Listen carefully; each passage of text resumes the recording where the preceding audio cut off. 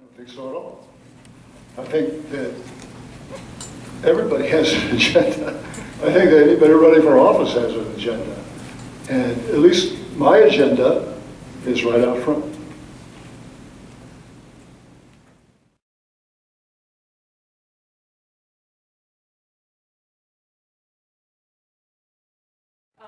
We were supplied a question from Mr. Trout before this started, and this is for each one of the candidates. So let's start with you, Ms. Miller, on this one.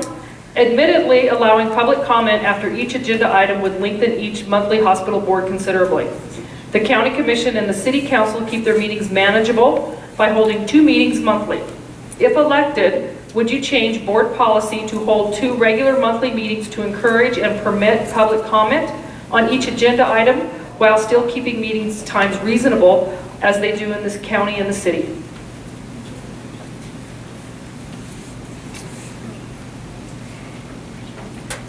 I definitely think that is something that we could look at, possibly having 2 meetings a month. There are considerations that you have to make as well about the hospital board members. It is an unpaid position, so we all, I'm assuming, have full-time jobs except for Mr. Cook.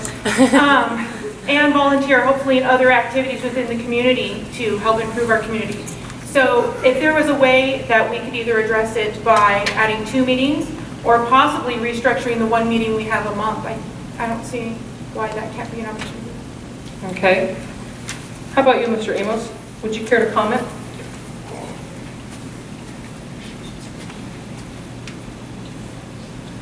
If we were going to change the format of our meetings, I would defer to the more experienced board members on that issue.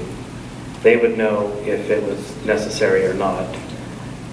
As far as having public comment after each agenda item, there's not a lot of things that people are going to railroad with and tie up the meeting, I don't think. If they do, we would have to put in some sort of time limitation, and there might be a compromise where you would have to do, you might have to do 2 meetings a month. I think probably the best way to deal with it is to have 1 meeting a month and to kind of keep the format the same. But if there are issues that come up that do need more public attention, then maybe schedule 2 meetings a month and schedule more time for a public hearing. Thank you. How about you, Mr. Cook? I think that public access is hugely important. The county commission allows public comment before each item on the agenda. And I like that process. I've participated in that process. It works. It's very helpful. It gets the public in closer. It lets them participate more. And that's who are representing the public. Not the architects or the IT people. We're representing the public. And if that required 2 meetings a month, so be it. If it required 4 meetings a month, so be it.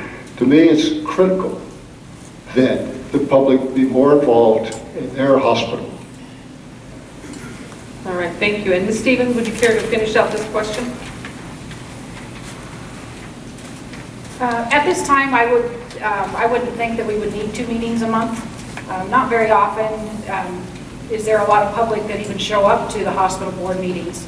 Of course, there are times that that does happen.